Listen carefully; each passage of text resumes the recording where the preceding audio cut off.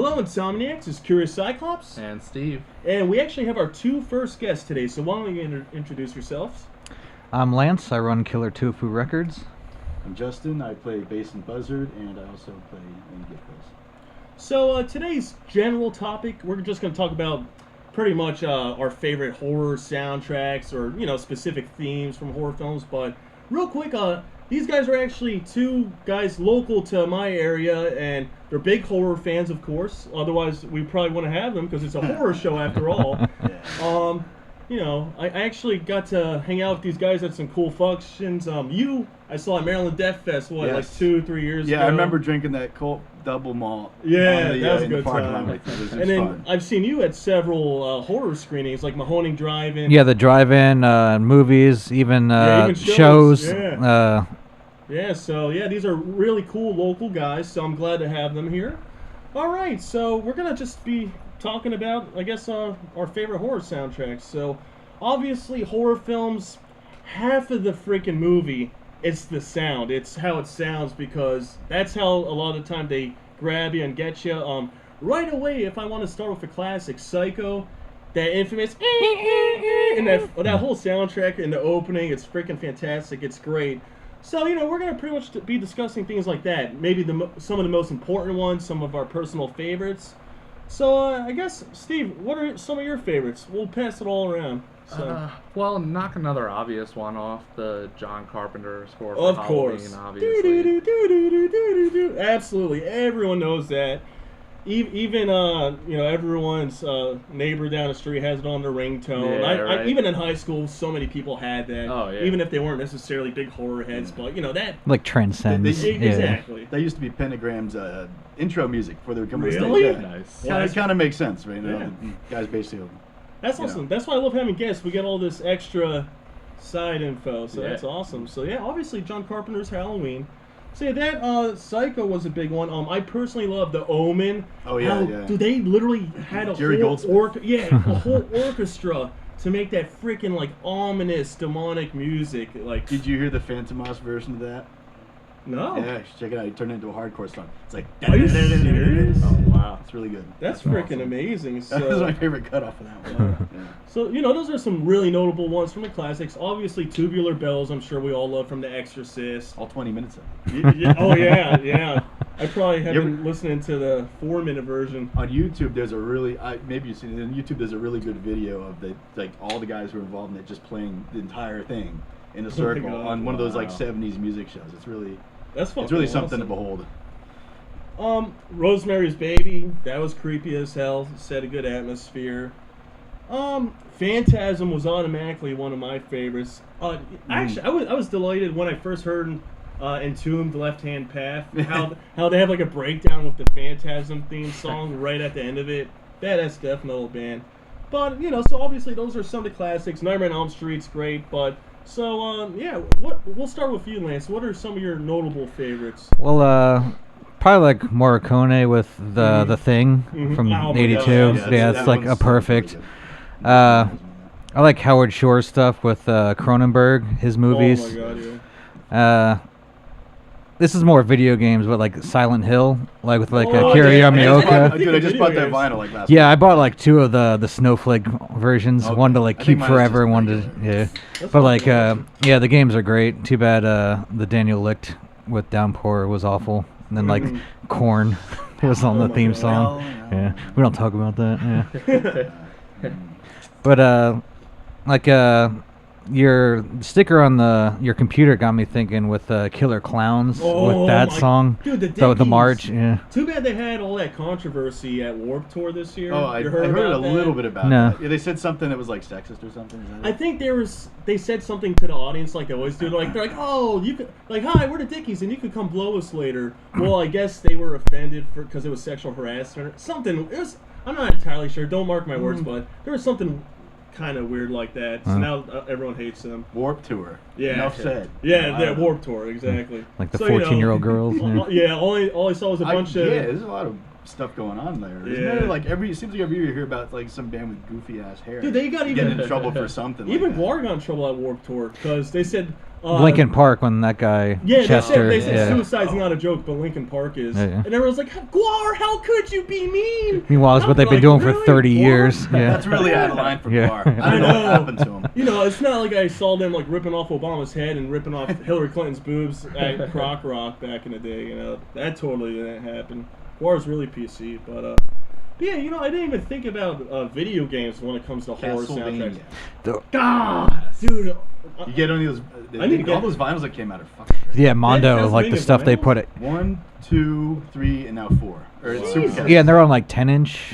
The first two are. The third one is. Third and fourth one are like regular records. Cool. Like 12 and whatever it is. But yeah, those are, the packaging from was sweet too. Eric Powell did the cover for Castlevania 2. It's spot on. That's fucking badass. Yeah, that's awesome. Do you know what's so crazy? As big as a horror fan as I am, for some reason I didn't even start Italian horror until maybe like 2-3 years ago. Oh, okay. And I didn't realize I was missing out on like the synths is just I mean, half my family is supposedly Italian, so I don't know, maybe that's why I like it so much. Maybe that's why. But that could be. Yeah, Italian horror is like, I think I saw Suspiria when I was like 18 or something like that, and that was kind of like same here. That was like the, you know, then I that bugged me watched the hell out. Deep Red. Deep Red is amazing. I still have to see Deep Red, but I heard that Black soundtrack's Sunday. amazing. Oh, it's great. Yeah, and they have a really good title sequence as it's playing, like during like for like the credits and everything, where it's got this little like dog sticking pins in it. Oh shit, man. You know what? I just saw Tenebrae for the first time. Oh yeah. I think last weekend at Mahoning Drive, and that soundtrack, another great one I could add, and of course it's Italian.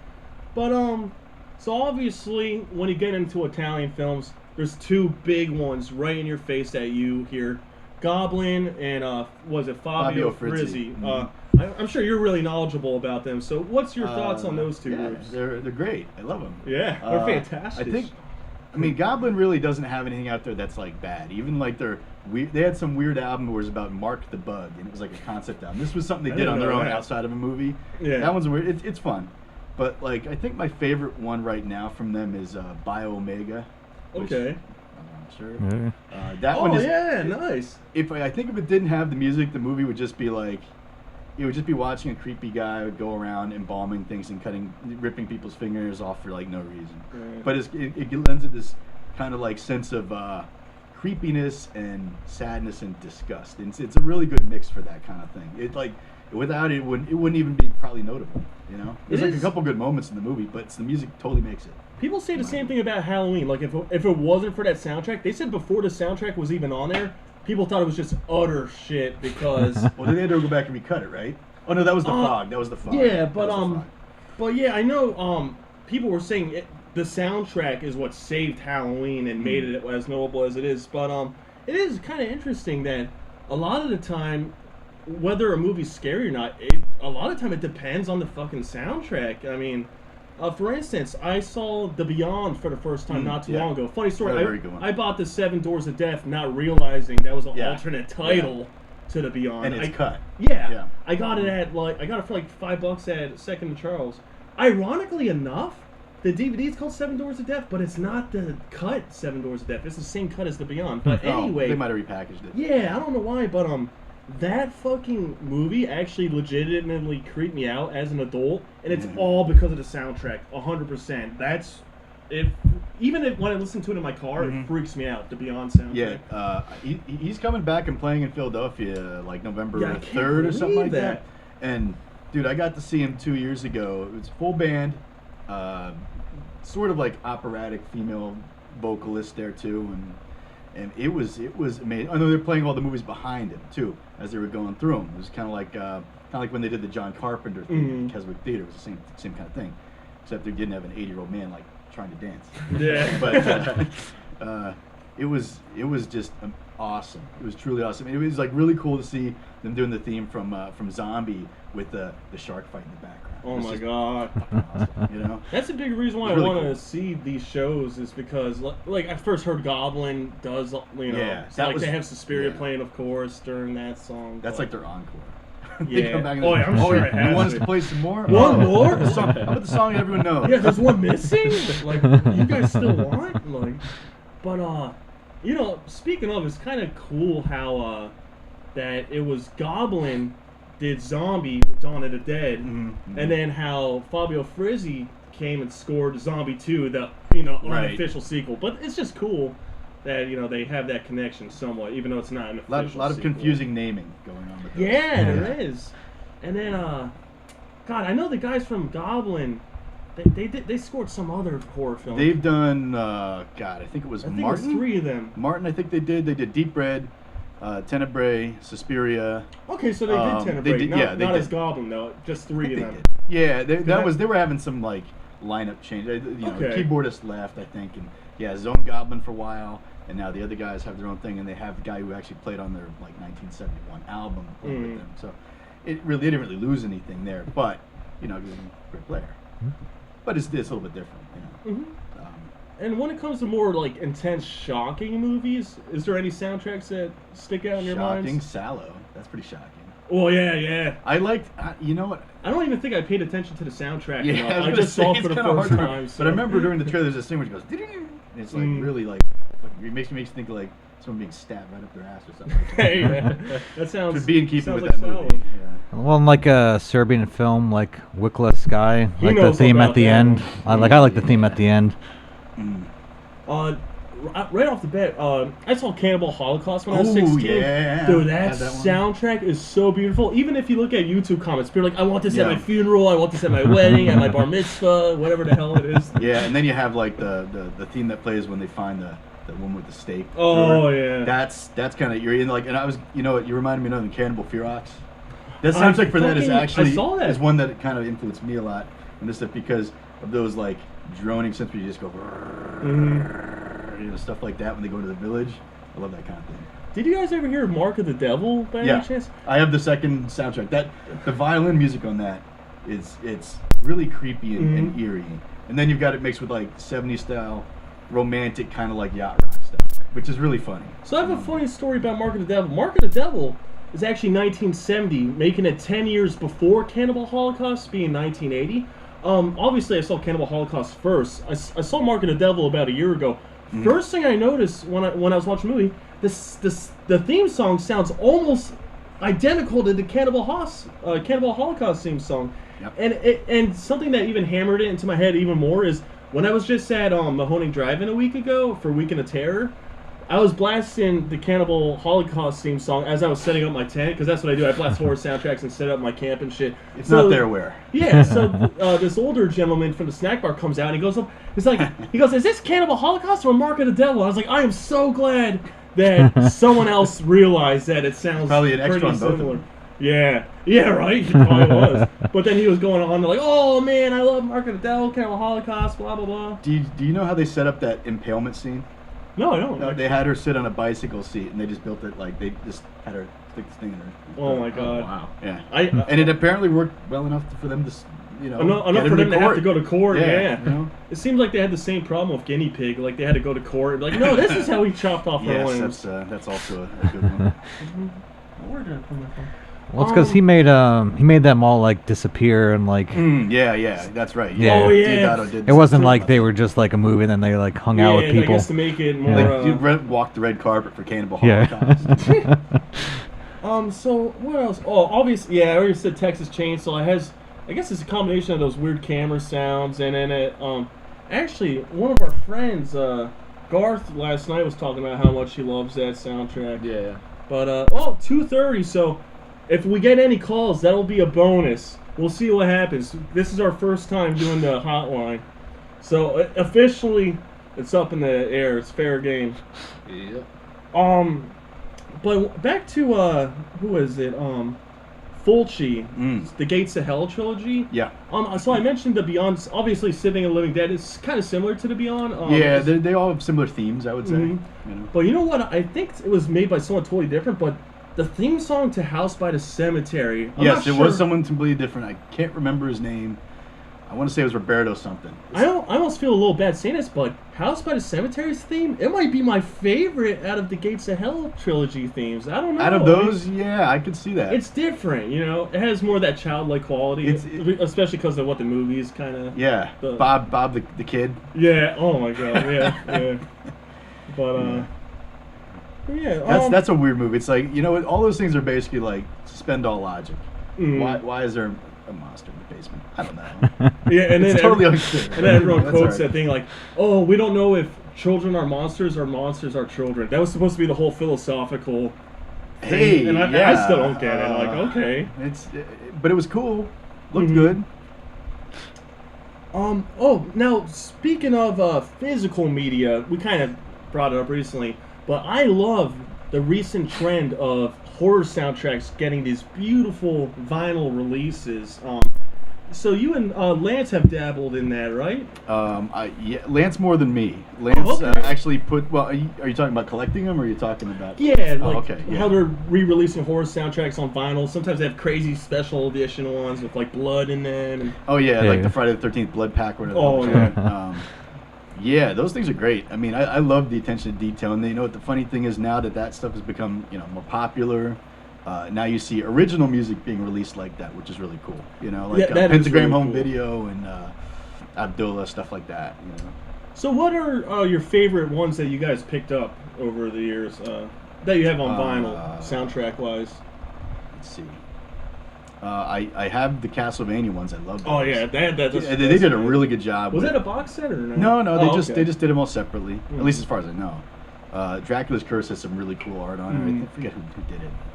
It might have been Killian Ang, and some of the other ones I have that I really like. Cannibal Fear actually did a great job with that. I would love to see the cover of that. Oh my God! It's the movie where the chick is all like that. Do they come with posters sometimes? Or? Yeah, they used to more than they do now. I think they kind of got away from that since they went over to. I know Death Waltz used to do that with every one. Now I don't think they do it. Who the heck's that company that puts out all those really cool records? People in the Lehigh Valley horror community, they always post Waxworks? I think it might be. There's two record companies that would always get posted in that group, but like Mondo is like a huge one. Yeah, so that used to be Death Waltz, and then I guess I don't know what the deal was, but they kind of like merged or something with Mondo, and now Mondo does them. There's like another one too. I want to say Light in the Attic. They do some stuff. It's not all horror. I don't know if I heard it's all mostly older reissues. Yeah. So they do some of that stuff. So and, anything in Rustblade does a couple things. Anything in your collection that really sticks out? Any favorite piece that you have? For soundtrack, I'm trying to think what I have, but I know like David Lynch always has really cool packaging with his. Twin Peaks ones. Yeah, the Twin Peaks ones just got repressed. God! We're getting a call. All right, headphones. Let's see how this experiment works. Call from Andrew Weifels. To accept 1. To send a voicemail. This shit's mad funny. Hey. Hello. Hey, how's it going? We got two guests with us. Me and Steve are just hanging out with them talking about horror movie soundtracks. How's it going? It's going excellent. Thank you very much. So, what would you like to talk about? Got any cool comments to join in on the horror movie soundtrack topic? Well, I'm just wondering what your guests' favorite horror movie soundtracks are. Well, I'll talk about one of my favorites. I actually just brought up the Cannibal Holocaust theme song and how it sounds similar to the Mark of the Devil theme song. I know you like that one, right? Yeah. Honestly, it's one of my favorites, and I'll tell you, it really sets a strange tone for the movie because you have this nice song playing, you think it's going to be all fun and games, and then it really isn't. It kind of does sound sweet and soft, but yeah, that's like an ironic foreshadowing of what's to come. But so when it comes to the importance of a horror soundtrack, what do you think really sticks out for you? What do you like the most, personally, for you? I think that a horror movie soundtrack should be there to build suspense, to build tension, to keep you engaged with the movie, and generally serve the needs of the story. Because, I've heard some really bad horror movie soundtracks, and it totally takes you out of the film. It works better if it's fully integrated into the film, in my opinion. Absolutely. And then what would you say is one of your favorite ones then? Probably The Exorcist, actually. Absolutely. Absolutely. Speaking of, you gotta love how that death metal band Possessed has that song, The Exorcist, where of course they use Tubular Bells. Alright, so... Yeah. I know you like A Nightmare on Elm Street, right? We got some good ones in there. Oh man. My personal favorite of the soundtracks was probably, I want to say the fourth one, honestly, because it had a bunch of neat songs on it. I like the opening theme, you know, when I guess that little girl was like coloring with the chalk there. Yeah, absolutely. Yeah. I mean, it really sets the tone for it, and it's like, yeah, this is an 80s movie, slasher style, you know? Right. I was like, fuck yeah, you know, I'm about it. So, we're going to have to open up the line again to give some other people a chance to call, but do you want to give any shout-outs to anyone that may be watching this episode? Shout out to my buddy Dan Barr. Absolutely. Who's the man. Shout out to Andy Kurious, of course, and everybody involved with your awesome show. Thank you very much for having me. All right. Well, thank you so much for calling. Sure thing. You take care and have a nice day. All right, thank you. Bye. God, I can't help but to laugh, though. That's so weird having a freaking call. Like, what the hell are we? Are we turning into the morning show? Yeah, what's going on here? Which one of you is Oprah? Yeah. So I got this problem. I can't sleep at night. Yeah. My husband never takes me out to dinner anymore. Yeah. People are going to be calling in all depressed with all their problems. We're like, all right, so what's your favorite horror film? I know you're going through a divorce. Just trying to circle them back to horror all the time. Well, divorce is horrifying. Yeah. Anything legal is horrifying. Yeah, right? Oh, shit, that was so fun. That was cool. I'm glad. So it works. Yeah, cool. It works. It does. Awesome. That's good to know. All right. Now, where the hell were we? Oh, yeah. So, I guess we already talked about our physical media owning soundtracks. So I'm interested in, like, we're talking a lot of scores and stuff. Do you have any opinions on stuff that's, like, actual soundtracks, like the music that you liked for a movie, like, rather than just like the instrumentals? Theme? Yeah. Well, I guess it's kind of cheating, but I told you earlier, Rocky Horror Picture Show. I love that whole soundtrack because it's like a horror sci-fi comedy spoof, and I like all the songs on there. So or like Phantom of the Paradise. It's also interactive. Fucking Phantom of the Paradise. I know Lance is a big fan of that, but Phantom of the Paradise, same thing. Every single song. In fact, initially I thought it was the sequel to Rocky Horror. Well, didn't it come out first? Before Rocky Horror. I think they might have even came out the same fucking year, year, I think. 77? Yeah. Sounds right to me. Yeah, they're very fucking close, which is why they're big rivals. But when I first learned about the Rocky Horror sequel, which is Shock Treatment, I mistakenly thought Phantom of the Paradise was the sequel because I caught the end of it on TCM. So I ran a Shock Treatment, got pissed off that I didn't see the bird mask guy, and then someone online helped me find Phantom of the Paradise. But, Swan. Dude, that whole soundtrack is beautiful. I'm not a big on like music history, so I didn't even realize the guy from the Carpenters is in, plays Swan in that Richard. movie. Yeah. See, I'm not bad with this, but he was a great character.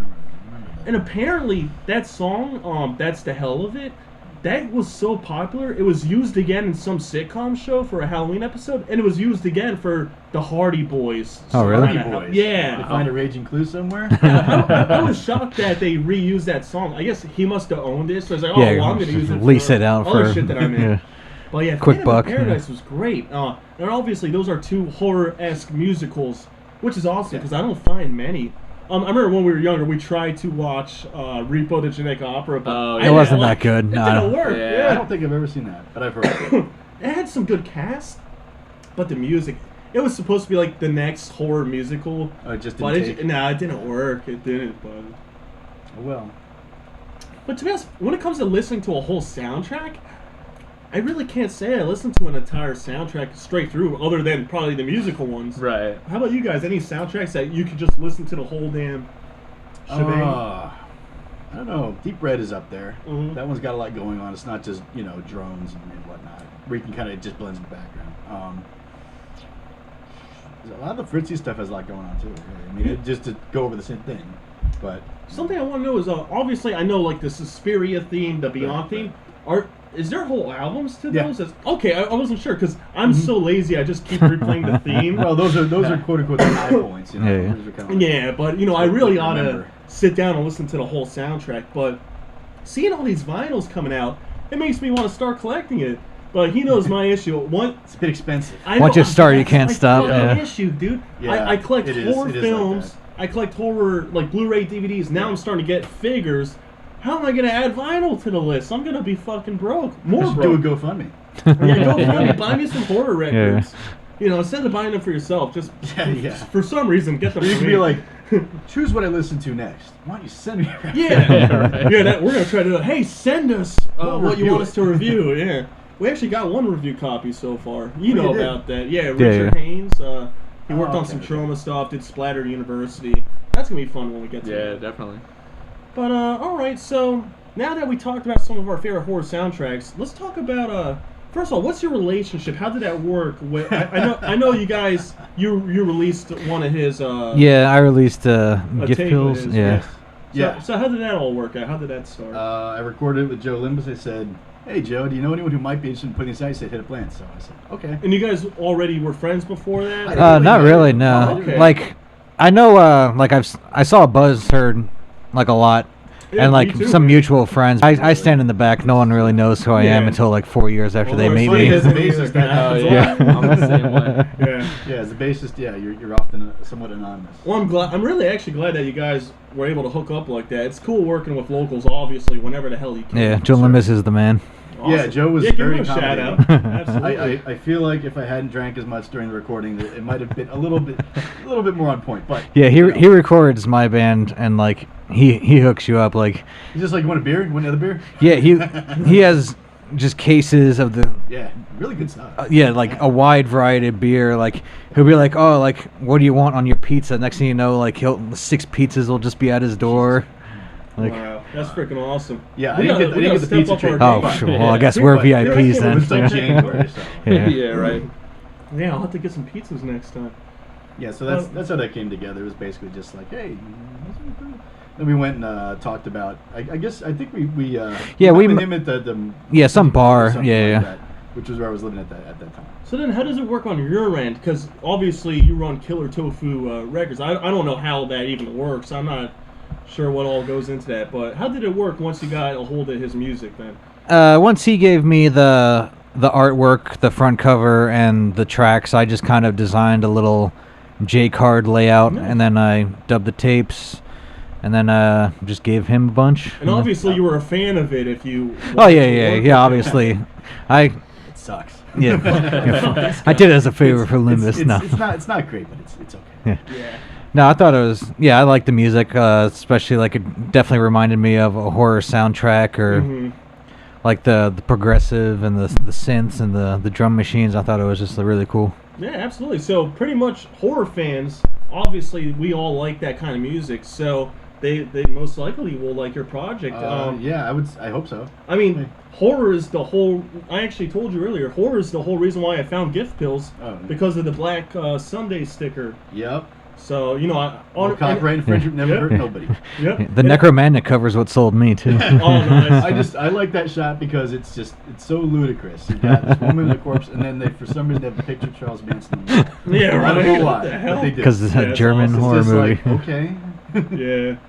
But so yeah, because of that sticker, right away I had to ask Steve Lever. He filled me in. Oh yeah. I played a show or two for him. Yeah. So yeah, he still has that sticker up. So thanks to him, Yeah. we're all sitting here today. So tell us, how did horror really inspire this project? I'm not sure what the little story is behind that. I wanted to do something that was like a solo effort, but of course as a bassist, it's a little tricky to do that. So I had this practice space over in Allentown. I was playing around. Eric Santana, who does hexting and a bunch of other things, he was talking about how he does this looping stuff with his Line 6 delay model, which is something that I had at the time as well. So I started playing around with looping. I was like, oh, I can do some really cool, eerie stuff with that. And it kind of evolved from that point to where before I was just using the bass, doing like rhythm tracks on it by just hitting the strings, whatever, and kind of looping over that to including like a separate like drum synth module and looping that in as well. And of course I got a better looper after that. And as you will be seeing later, we'll give you a little shot of his awesome setup, but we got some really cool stuff.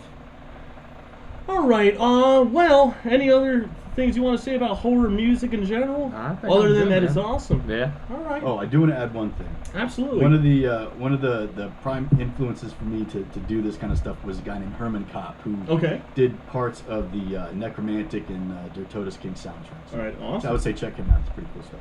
Absolutely. All right, guys. Well, in the next segment, you will be seeing a performance by Giftpilz live from the Never Sleep Den. So stay tuned for that.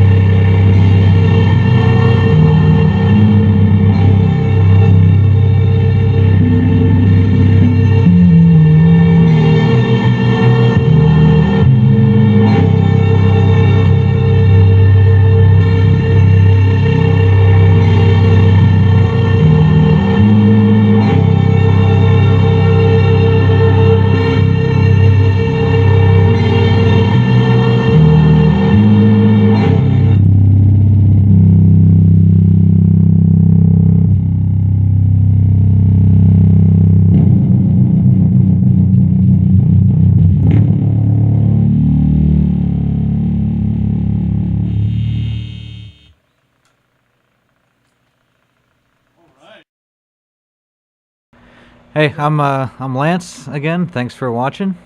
I'm Justin. Thank you again for watching. Thanks for having us, Kurious Cyclopes. Yep, absolutely. Check us out on the internet, Killer Tofu Records. We're on every social media. Have some store stuff links around. Buy something, please. Absolutely. Yeah, and if you want to check out more of my stuff, there's not only Bandcamp for my release on Killer Tofu, there's also Bandcamp for like practice tapes and things like that of things that are totally improvisational. And of course, Buzzherd's also got a Bandcamp, and if you want to hear the more metal side of what I'd like to do, you can check that out. Thanks a lot. And keep watching. Never sleep again. Yay.